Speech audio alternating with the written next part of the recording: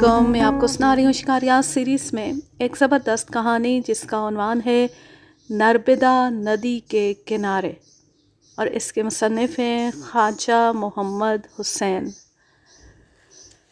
मैं अपने बारे में ये दावा तो हरगिज़ नहीं करूँगा कि जंगल की ज़िंदगी से जितना मैं आगाह रहा, कम ही लोग आगाह होंगे। ताहम ये कहना दुरुस्त होगा कि मैंने अपनी उम्र का बड़ा हिस्सा बरे सग़ीर के इंतहाई घने और ख़तरनाक जंगलों में गुजारा है। वो मेरी ज़िंदगी का एक ऐसा ज़माना था जिसमें जद्दोजहद थी, मेहनत थी, कशमकश थी और दिन रात ऐसे माहौल से साबका था जहाँ किसी लम्हे कोई भी हादसा रूनुमा हो सकता था। आपने अफ्रीका और ब्राज़ील के जंगलों की दास्तानें गैर मुल्की मुसन्निफ़ीन की किताबों में पढ़ी होंगी। यकीनन ये जंगल भी ख़तरनाक और सख्त दुश्वार गुज़ारें, मगर हिंदुस्तान के जंगल भी कुछ कम नहीं। उनमें से अक्सर तो इतने घने हैं कि मीलों तक दरख्तों की चोटियाँ आपस में इस तरह गुथी रहती हैं कि सूरज की एक किरण भी रास्ता नहीं पा सकती। जहाँ तक दरिंदों और हशरातुल अर्स का ताल्लुक़ है, उनकी तादाद के बारे में यकीन से कुछ नहीं कहा जा सकता।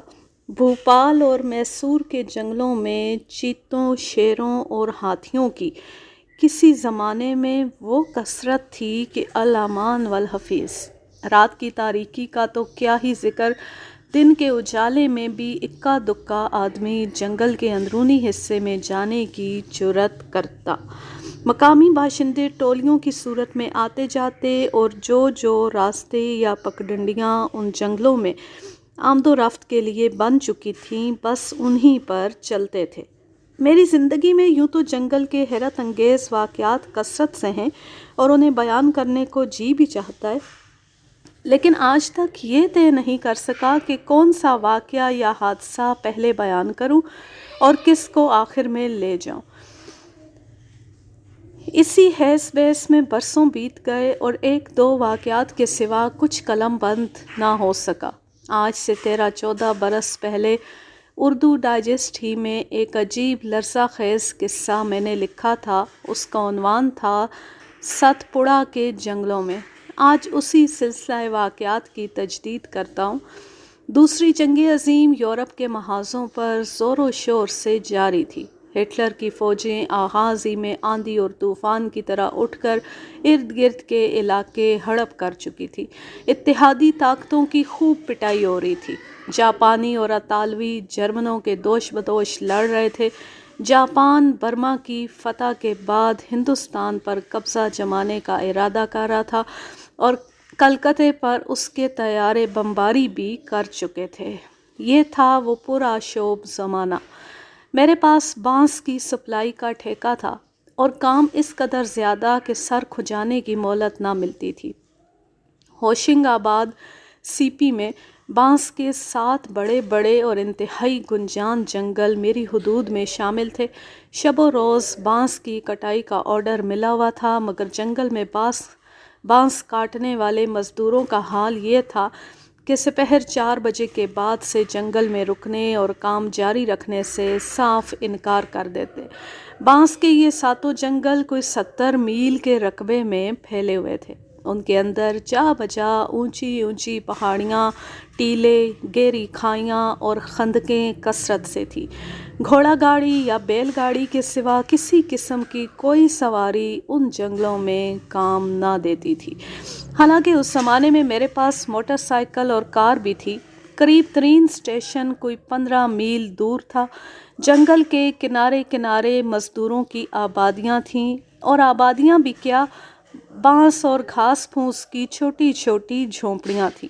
दिन भर उन मज़दूरों की औरतें और 10-10, 12-12 बरस के बच्चे भी जंगलों में कटाई का काम धंधा करते और दोपहर के बाद अपने अपने झोंपड़ों में वापस चले जाते।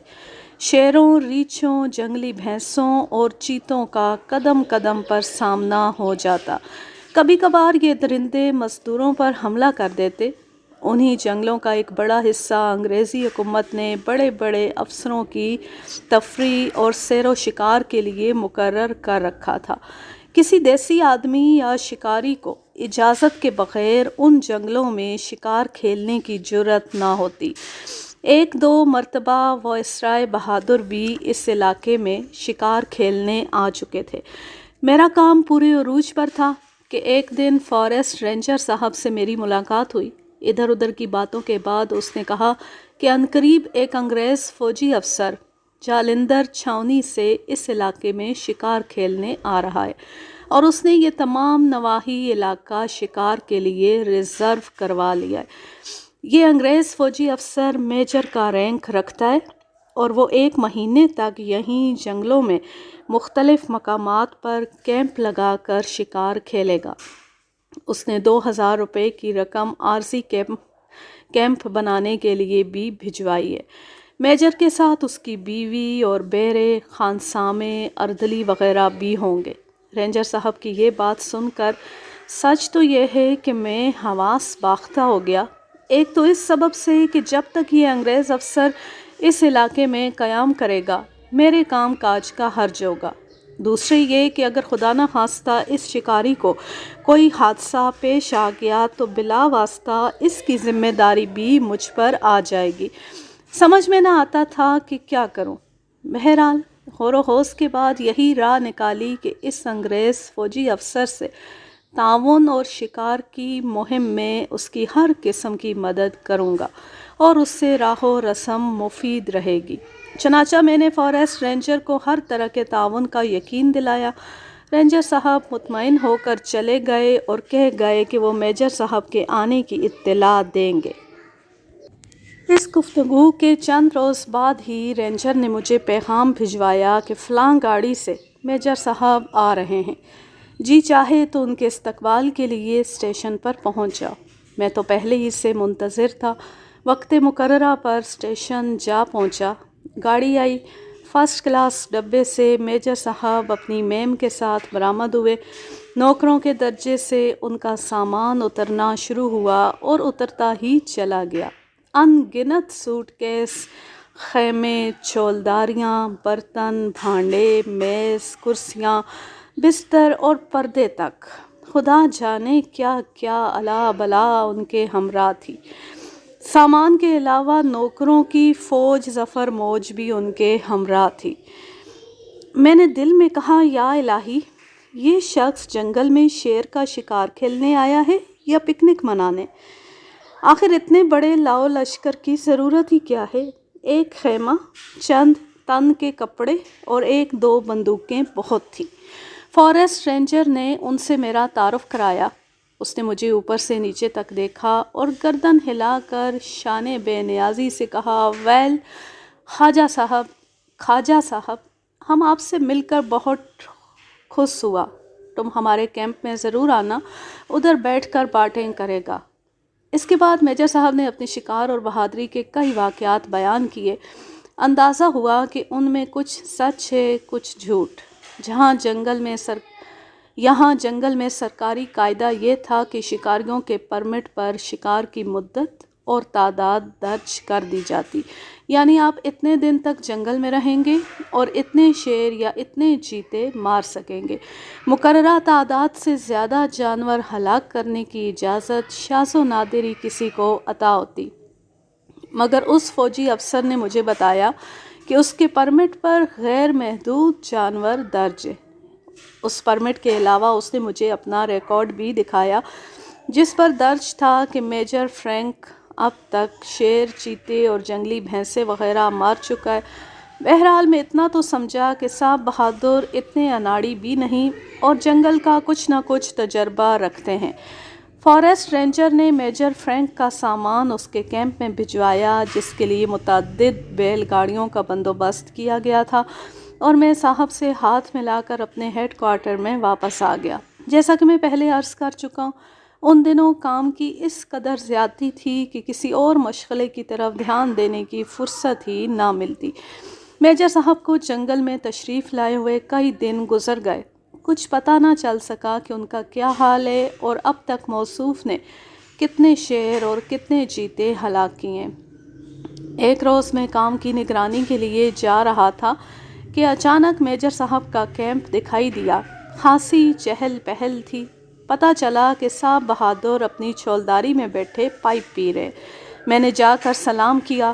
مجھے دیکھ کر بہت خوش ہوئے۔ کرسی پر بیٹھنے کی اجازت عطا ہوئی۔ پھر خانسامہ کو طلب کر کے حکم صادر ہوا کہ خواجہ صاحب کے لیے چائے اور بسکٹ فوراً لائے جائیں۔ اس التفات بے پایاں پر میں کسی قدر حیران ہوا کہ ایک تو انگریز، اس پر فوجی افسر، اور سب سے بڑی بات یہ کہ ملک کا حکمران، اور ادھر میں نہ صرف ایک معمولی ٹھیکیدار بلکہ ان سفید فام غیر ملکی حاکموں کی ادنا رعایا۔ ستم بالائے ستم یہ کہ چائے اور بسکٹ سے فراغت کے بعد میجر صاحب نے مجھے نہایت نفیس انگلش سگار بھی عنایت کیا۔ میں شکریہ ادا کرتا رہا۔ اس خاطر تواضع کے دوران میں انہوں نے اپنی جی داری اور شکار میں مہارت کے 3-4 قصے بھی سنا ڈالے، جن سے یہ اندازہ کرنے میں دقت نہ ہوئی کہ صاحب بہادر اعلیٰ درجے کے گپ باز بھی ہیں۔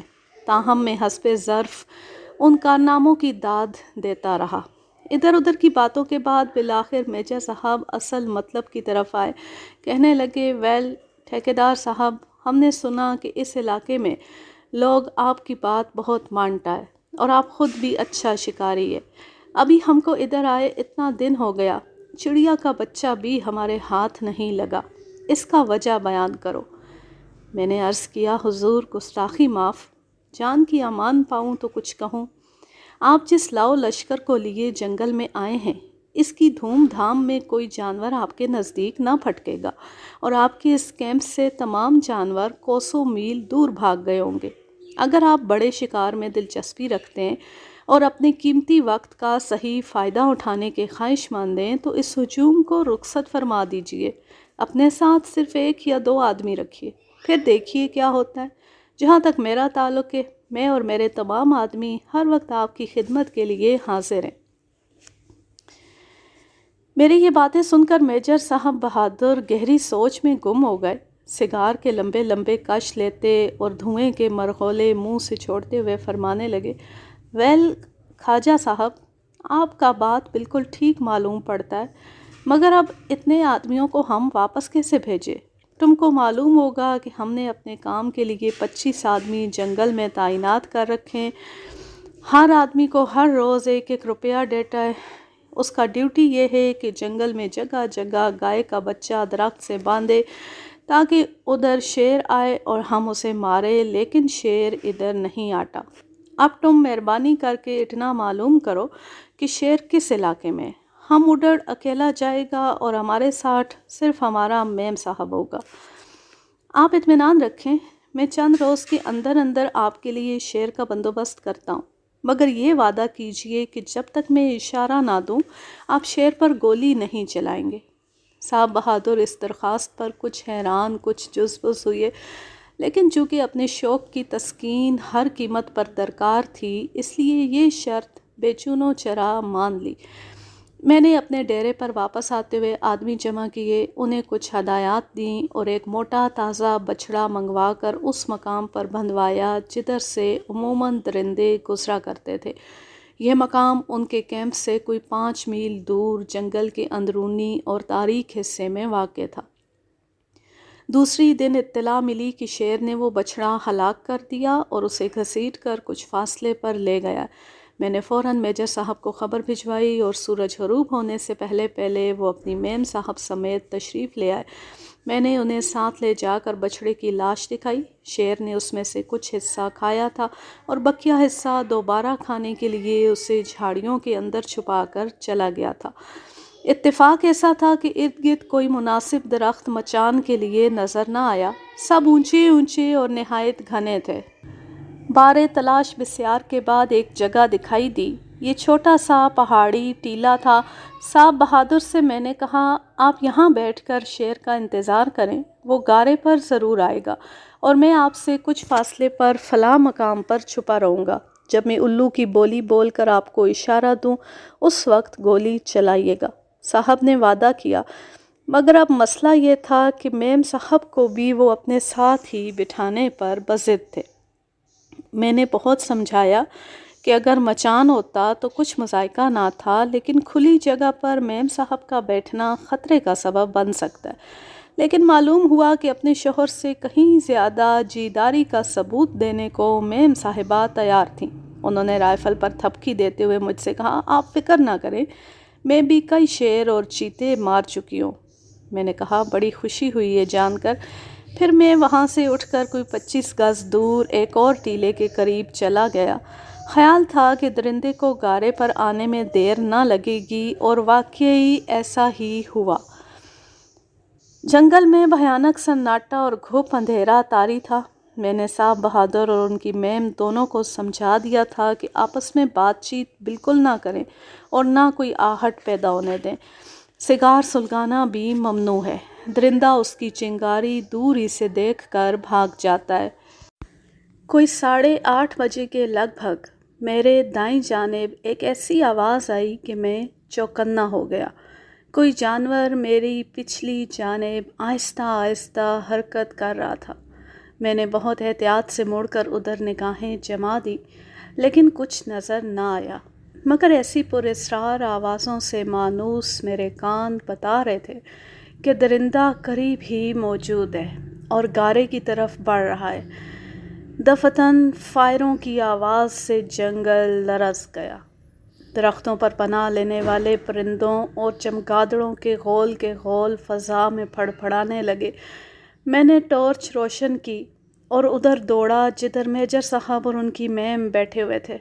مجھے رنج اس بات کا تھا کہ صاحب بہادر نے میرے اشارے کا انتظار بھی نہ کیا۔ ابھی میں آدھے راستے میں تھا کہ سامنے سے میجر صاحب اور ان کی میم آتے دکھائی دیے۔ انہوں نے بھی اپنی ٹارچیں روشن کر رکھی تھیں۔ میجر صاحب کا چہرہ جوش و خروش سے لال بھبوکا ہو رہا تھا۔ اس سے پہلے کہ میں کچھ کہوں، انہوں نے اعلان کیا کہ شیر مارا گیا۔ تھوڑی سی تگ و دو کے بعد شیر کی لاش دکھائی دی۔ ہم تینوں نے بیک وقت اس پر روشنی ڈالی اور میں نے دیکھا کہ جس شیر کو صاحب بہادر اور ان کی میم نے مارا ہے، وہ شیر نہیں، شیر کا چھوٹا سا بچہ ہے۔ سر سے لے کر دم تک اس کی لمبائی 5.5 فٹ سے زیادہ نہ تھی۔ میں نے ان سے کہا، اگر آپ ذرا صبر سے کام لیتے تو اس بچے کا باپ یا ماں جو قریبی ہوں گے گارے پر آتے اور آپ ان میں سے کسی ایک کو آسانی سے شکار کر سکتے تھے۔ میجر صاحب نے میری اس بات کا کوئی جواب نہ دیا، تاہم اپنی اس حرکت پر خاصے نادم دکھائی دیے۔ میں نے بھی مزید کچھ کہنا مناسب نہ جانا۔ بہرحال وہ اس بچے کی لاش کے ساتھ اپنی اور میم صاحب کی تصویر اتروا کر تشریف لے گئے۔ ادھر ادھر سے سراغ لگانے کی کوشش کے بعد معلوم ہوا کہ ابھی ان کی رخصت پوری نہیں ہوئی، کوئی 10-12 دن باقی ہیں۔ چنانچہ میں ان کی تلاش میں نکلا۔ باہر سے ایک مقام پر ان کا وسیع و عریض کیمپ نظر آیا۔ ڈیرے خیمے اکھاڑے جا رہے تھے، سامان بند رہا تھا۔ 10-12 بیل گاڑیاں کھڑی تھیں، ارد گرد 50-60 مقامی باشندے اور مزدور وغیرہ جمع تھے۔ صاحب بہادر نے مجھے دیکھا تو خود ہی لپک کر نزدیک آئے، مصافحہ کیا۔ ان کی صورت سے مایوسی کا اظہار ہوتا تھا۔ کہنے لگے، میں واپس جا رہا ہوں۔ اس علاقے میں مجھے کوئی کامیابی نہ ہوئی۔ اتنا روپیہ خرچ کرنے کے باوجود بڑا شکار نہیں ملا۔ لوگ جنگل کے اندر جاتے ہوئے خوف کھاتے ہیں، کوئی شخص صحیح اطلاع نہیں دیتا، وغیرہ وغیرہ۔ ظاہر ہے میرے پاس انہیں تسلی دینے کے لیے کچھ بھی نہ تھا، اور نہ اتنا وقت کہ میں خود اپنا ضروری کام چھوڑ کر ان کے ساتھ جنگلوں میں مارا پھروں۔ پھر بھی میں نے اتنا تو کہہ ہی دیا، آپ مایوس ہو رہے ہیں، اس قافلے کو رخصت کر کے میرے ساتھ چند روز قیام کیجیے، ممکن ہے ایک آدھ شیر اور چیتا ہاتھ لگ جائے۔ صاحب بہادر یہ سن کر کچھ سوچ میں پڑ گئے۔ اتنے میں ایک آدمی دوڑا آیا اور صاحب سے بولا کہ فلاں جگہ شیر نے ایک اور بیل مار دیا ہے۔ اس خطرناک شیر کے بارے میں مجھے پچھلے کئی ماہ سے برابر خبریں مل رہی تھیں کہ غریبوں کے کئی بیل اور دوسرے مویشی ہڑپ کر چکا ہے، اور ایک دو بار اس نے آدمیوں پر بھی ناکام حملہ کیا ہے۔ ایسے درندے کے بارے میں یہ خدشہ یقینی ہوتا ہے کہ آگے چل کر وہ مردم خور ہو جائے گا۔ اس نئی واردات نے میرے لیے ایک موقع فراہم کر دیا۔ میں نے کہا، لیجیے جناب، خدا نے آپ کی سن لی۔ جس شیر پر میری نگاہ تھی وہ خود ہی ادھر آ گیا ہے۔ آئیے دیکھیے چلیں کہ اس نے بیل کو کس جگہ مارا ہے۔ کہاں تو صاحب بہادر جانے کے لیے تیار کھڑے تھے، کہاں شیر کا نام سنتی باچیں کھل گئیں، فوراً کیل کانٹے سے لیس ہوئے اور میرے ساتھ چل پڑے۔ کیمپ سے یہ مقام کوئی 7 میل دور تھا۔ بیل کی لاش کے ارد گرد شیر کے پنجوں کے نشانات صاحب بہادر نے دیکھے، اور بجائے خوش ہونے کے ان کے چہرے پر وحشت اور سراسیمگی کے آثار ابھرنے لگے۔ میں سمجھ گیا کہ یہ شیر کی ہیبت ہے۔ پنجوں کے ان نشانوں سے یہ اندازہ کرنا دشوار نہ تھا کہ شیر کس قدر قوی ہیکل ہے۔ خود میرا احساس یہی تھا کہ کھوپڑی سے لے کر دم کے آخری سرے تک اس کی کل لمبائی 11 فٹ سے زائد ہی ہوگی۔ اس نے 20-22 من وزنی قداور بیل کی لاش 1 میل دور تک جھاڑیوں میں آسانی سے گھسیٹ لی تھی، جیسے وہ بیل نہیں کوئی خرگوش تھا۔ شیر کو قدرت نے جن اعلیٰ خصائص اور صفات سے نوازا ہے، ان میں سے ایک صفت اس کی کلائیوں اور جبڑوں میں بے پناہ طاقت بھی ہے۔ بھاری سے بھاری جانور کو جبڑوں میں دبا کر کوسوں میلوں دور گھسیٹ لے جاتا ہے، اور پنجہ اس شدت کے ساتھ اپنے شکار پر مارتا ہے کہ اس کے زندہ بچ جانے کا امکان ہی باقی نہیں رہتا۔ صاحب بہادر نے موقع واردات ملاحظہ فرمایا۔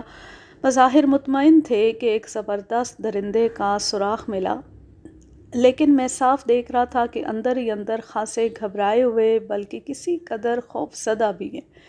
قصہ اصل میں یہ تھا کہ اس قسم کے حکمران انگریزوں کو اپنی رعایا پر رعب داب بٹھانے کا بڑا شوق تھا۔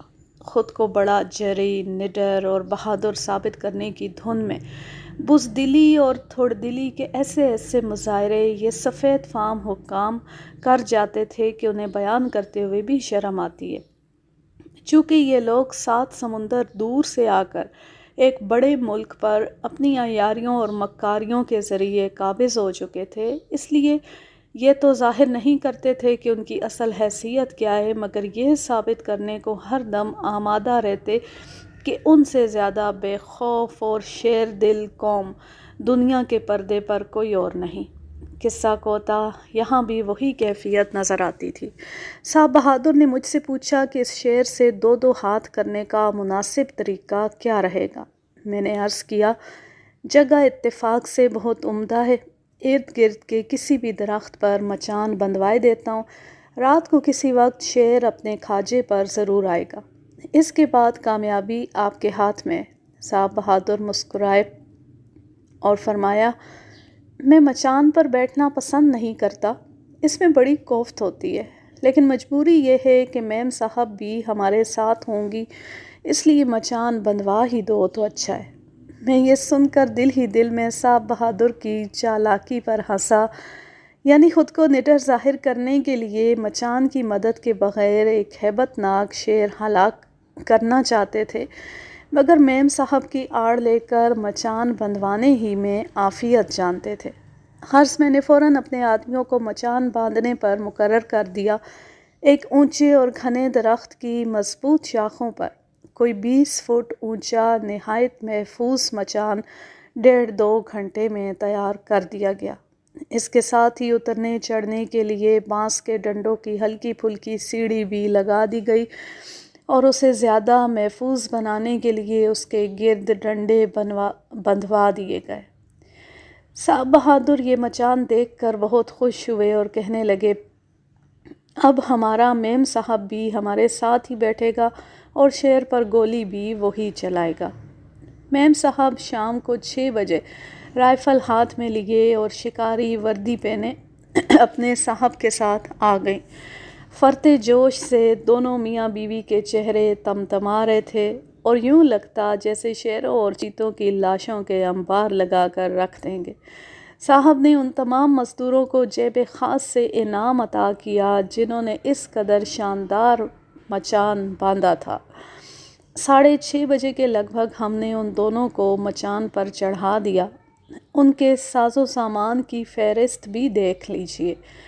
2 رائفلیں، ایک 12 بور گن فالتو، ایک سرچ لائٹ اور چائے سے بھرا ہوا ایک تھرموس۔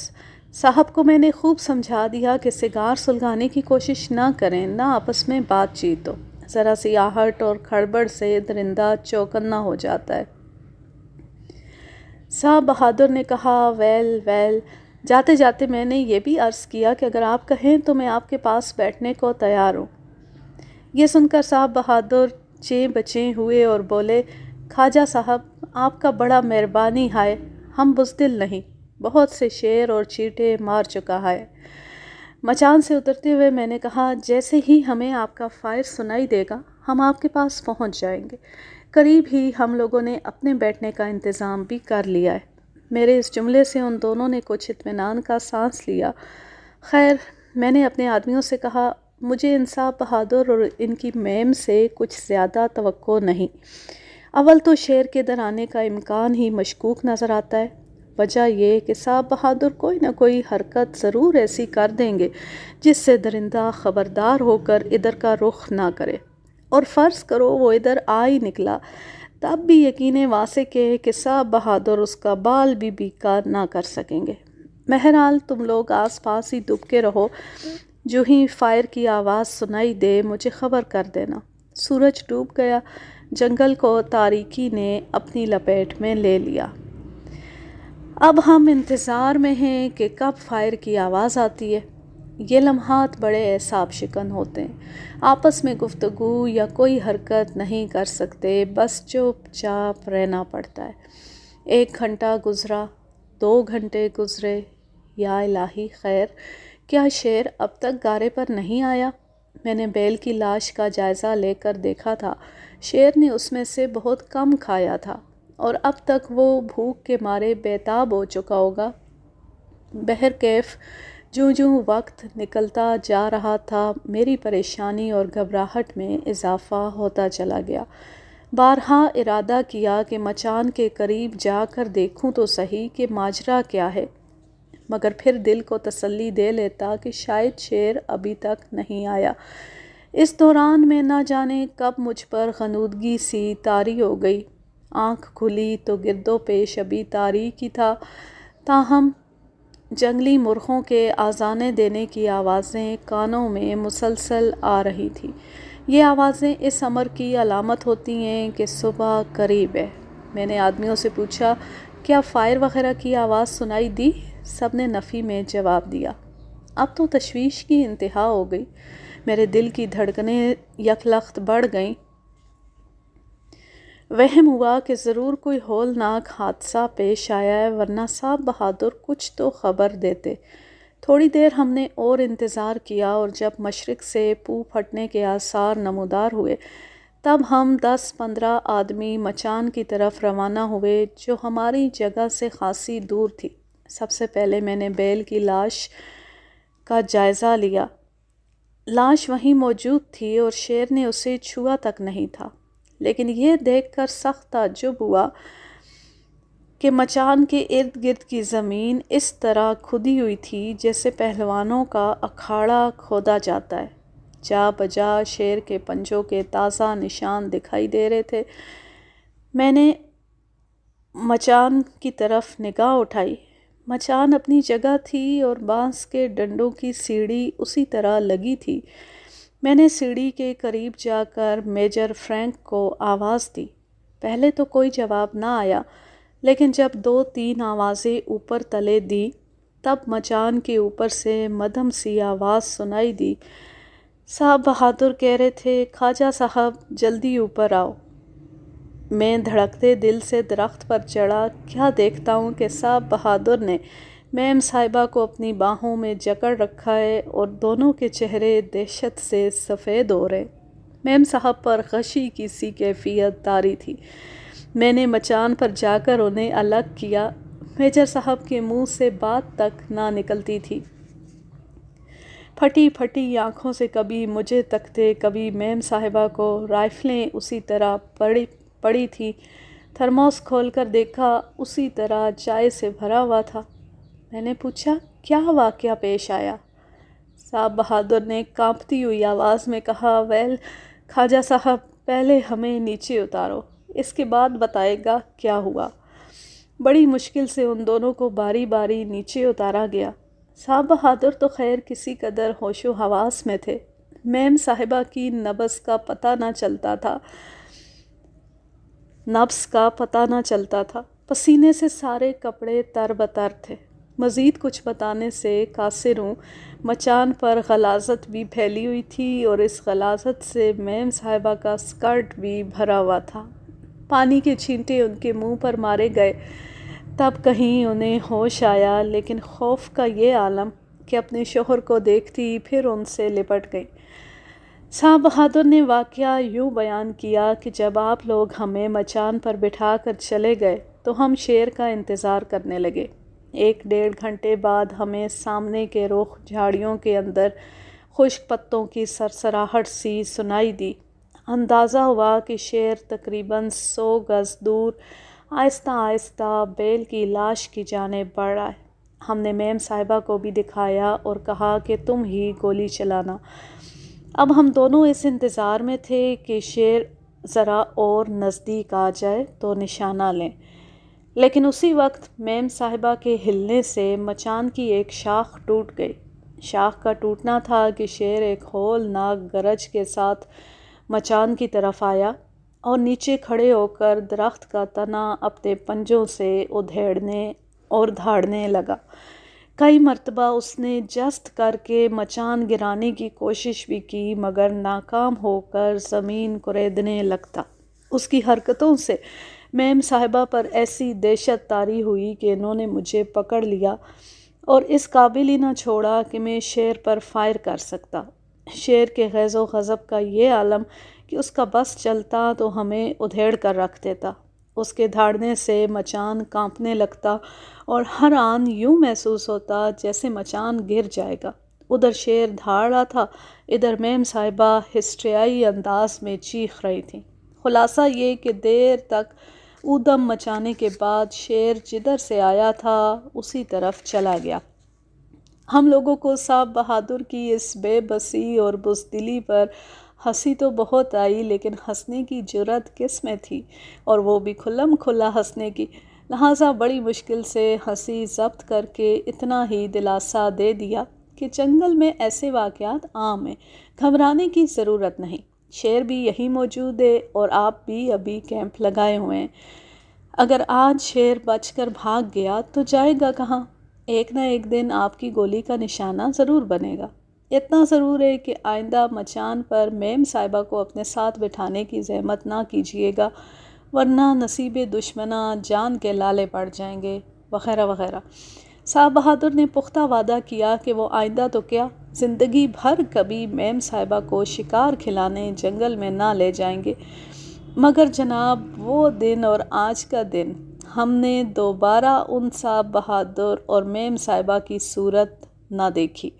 صرف اتنا معلوم ہوا کہ میم صاحبہ کئی روز تک بخار میں پھنکتی رہیں۔ آخر صاحب بہادر انہیں لے کر شہر گئے اور پھر لوٹ کر نہیں آئے۔ یہ تماشا تو بہرحال ختم ہوا، لیکن اب اس شعر کی سنیے جس سے بعد ازاں مجھے سابقہ پڑتا رہا۔ مئی کا مہینہ تھا۔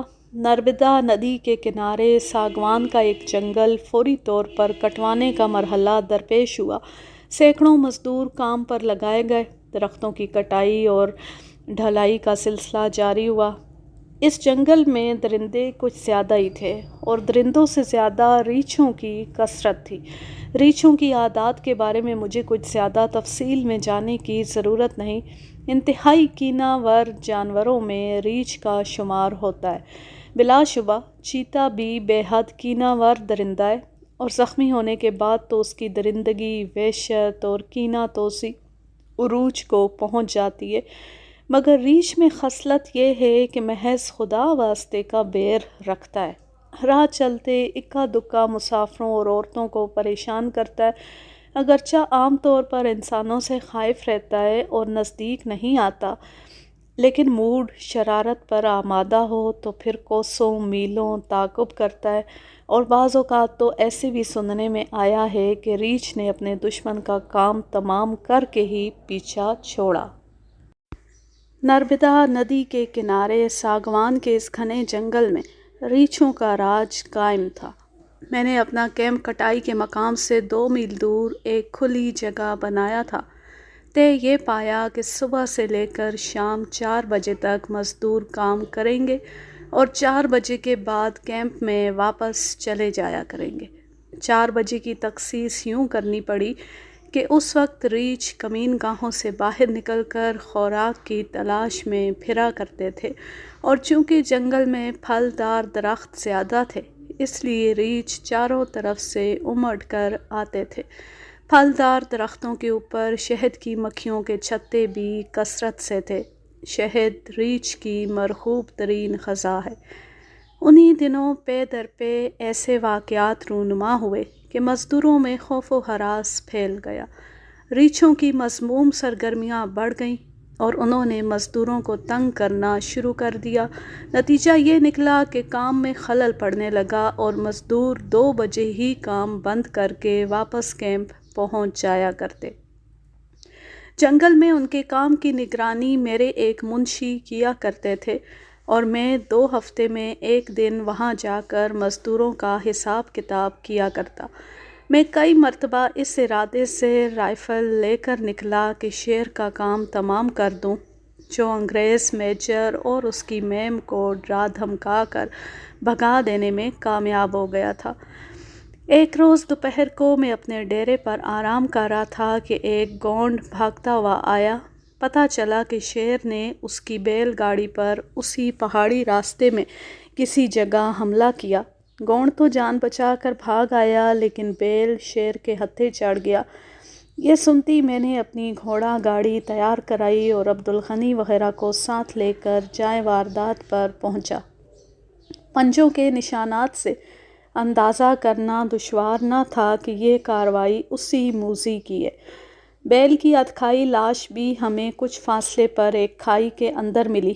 شیر نے حسب عادت آنتیں نکال کر ڈھیر کر دی تھیں اور دائیں ران کا کچھ حصہ کھا لیا تھا۔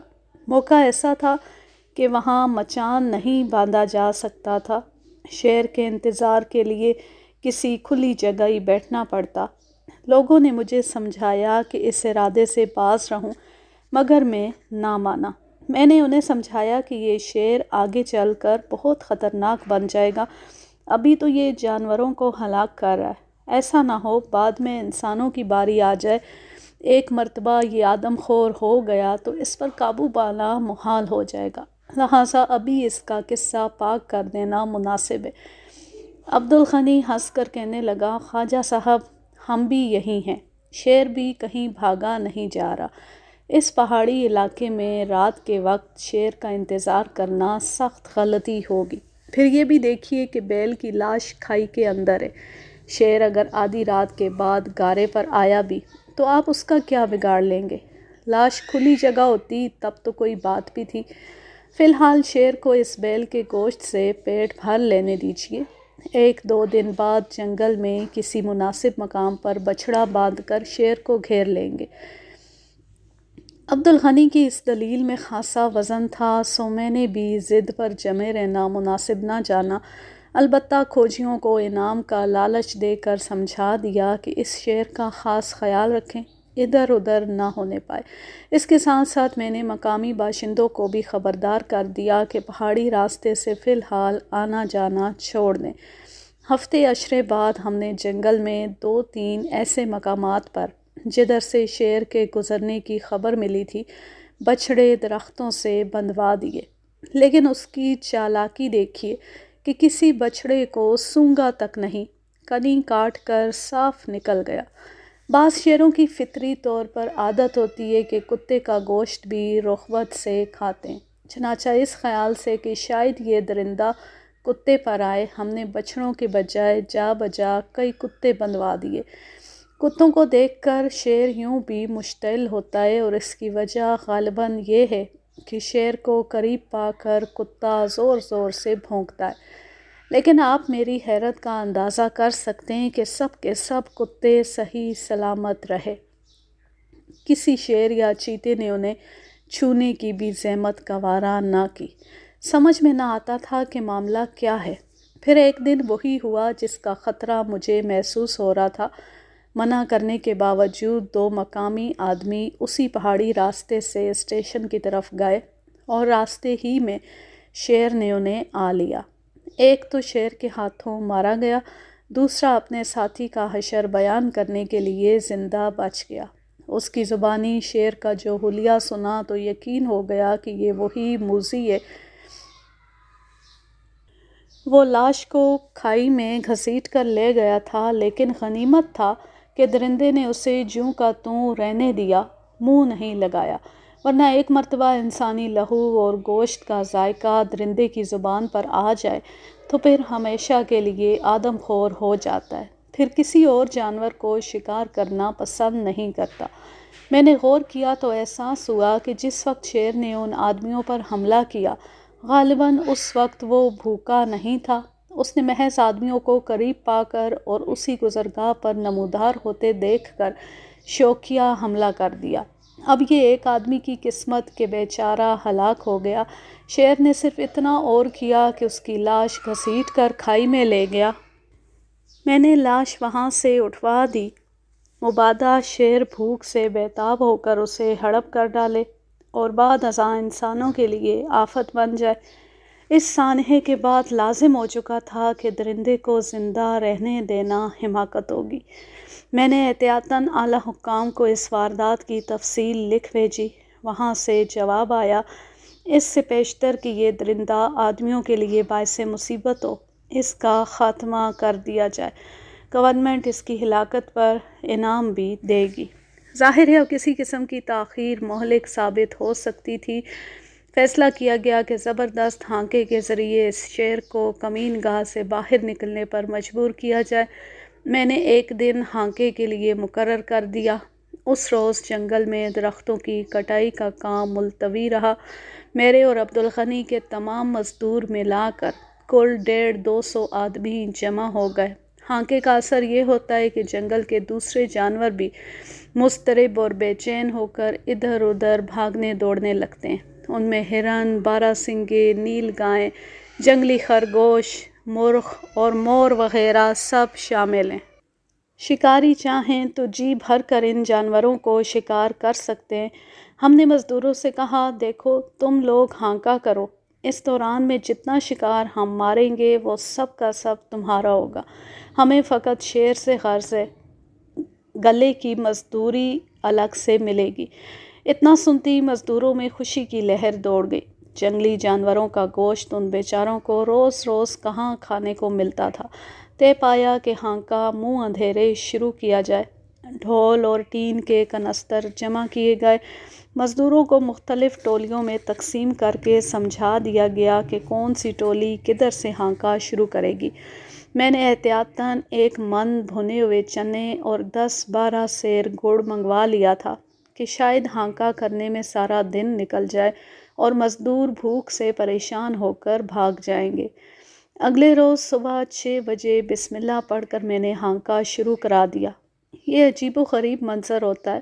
مزدور بے تحاشا ڈھول اور کنستر پیٹتے اور حلق سے طرح طرح کی آوازیں نکالتے ہوئے ایک وسیع و عریض دائرے کی شکل میں پھیل جاتے ہیں۔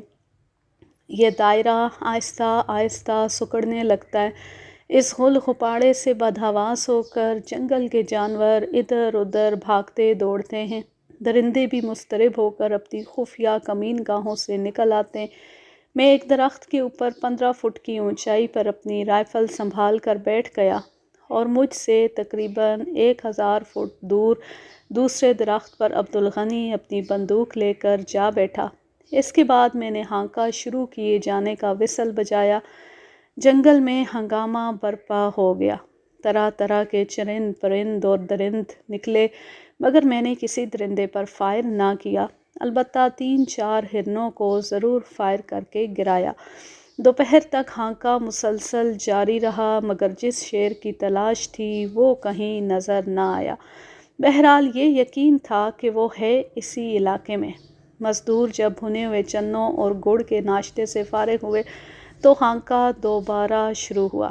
اب میں نے درخت پر بیٹھے رہنا بے سود جانا اور نرمدا ندی کے کنارے ایک بڑے سے پتھر پر بیٹھ گیا۔ میرے ارد گرد دور تک جھاڑیاں ہی جھاڑیاں پھیلی ہوئی تھی اور سامنے سے آنے والا درندہ مجھے آسانی سے نہیں دیکھ سکتا تھا۔ میں نے دل ہی دل میں خدا سے دعا مانگی کہ اگر شیر اس طرف سے نکل آئے تو سبحان اللہ۔ معلوم ہوتا ہے یہ دعا چونکہ دل سے نکلی تھی اس لیے فوراً ہی بارگاہ ایزدی میں قبول ہو گئی۔ ہانکا دوبارہ شروع ہوئے بمشکل 10 منٹ گزرے ہوں گے اور ہانکے والے ابھی خاصی دور تھے۔ کیا دیکھتا ہوں کہ ایک بہت بڑا اور نہایت قداور شیر خراماں خراماں ندی کے پانی میں سے گزرتا میری طرف بڑھ رہا ہے۔ جب وہ ذرا قریب آیا تو میں نے اسے فوراً پہچان لیا۔ یہ وہی بدمعاش درندہ تھا۔ میں نے دیکھا کہ وہ اپنے دائیں پنجے کو ذرا تکلف سے حرکت دیتا ہے۔ وہ ہانکا کرنے والوں کے غل غپاڑے سے بے نیاز شاہانہ انداز سے قدم دھرتا ہوا سیدھا میری جانب آ رہا تھا۔ میں پتھر کے عقب میں دبکا ہوا اسے دیکھ رہا تھا۔ رائفل میرے ہاتھوں میں دبی ہوئی تھی۔ ابھی میرے اور اس کے مابین کوئی 500 گز کا فاصلہ تھا۔ اگرچہ اس قدر دور سے بھی میں اس پر فائر کر سکتا تھا لیکن میں نے خیال کیا کہ جلد بازی مناسب نہیں ہوگی۔ یہ تو خود ہی سیدھا میری طرف آ رہا ہے اور ہانکے والے ابھی خاصی دور ہیں جن کی وجہ سے یہ ڈر کر کہیں نہ بھاگے گا۔ ابھی میں اسی کشمکش میں تھا کہ فائر کروں یا نہ کروں کہ وہ اور قریب آ گیا، یعنی کوئی 300 گز کے فاصلے پر۔ اب مجھ میں صبر و تحمل نہ رہا۔ میں نے بڑے اطمینان سے بسم اللہ شریف پڑھ کر اس کی کھوپڑی کا نشانہ لیا اور رائفل کی لبی دبا دی۔ گولی اس کی کھوپڑی میں لگی۔ وہ ہولناک انداز میں دھاڑا اور 1-2 کلانچے بھرنے کے بعد گر کر ٹھنڈا ہو گیا۔ دوسرے فائر کی نوبت ہی نہ آئی۔ شیر کے یوں مارے جانے کا مجھے بھی یقین نہ تھا، لیکن بہرحال اس کی لاش میرے سامنے موجود تھی۔ چاروں طرف واہ واہ ہو گئی۔ ہر شخص مبارکباد دینے لگا۔ اس کی لاش کا بغور جائزہ لینے کے بعد معلوم ہوا کہ اگلے پنجے کے 2 ناخن ٹوٹے ہوئے ہیں۔ اس پنجے میں خاصا گہرا زخم بھی تھا۔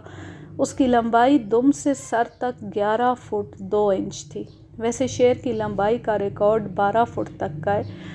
آج اتنے عرصے بعد بھی اس واقعے کو یاد کرتا ہوں تو عجب روحانی مسرت ہوتی ہے کہ میں نے اس درندے کو ہلاک کیا جو اگر آدم خور ہو جاتا تو نہ جانے کتنے انسانوں کو اپنا لقمہ بناتا اور اسے مارنے میں کتنا عرصہ لگ جاتا۔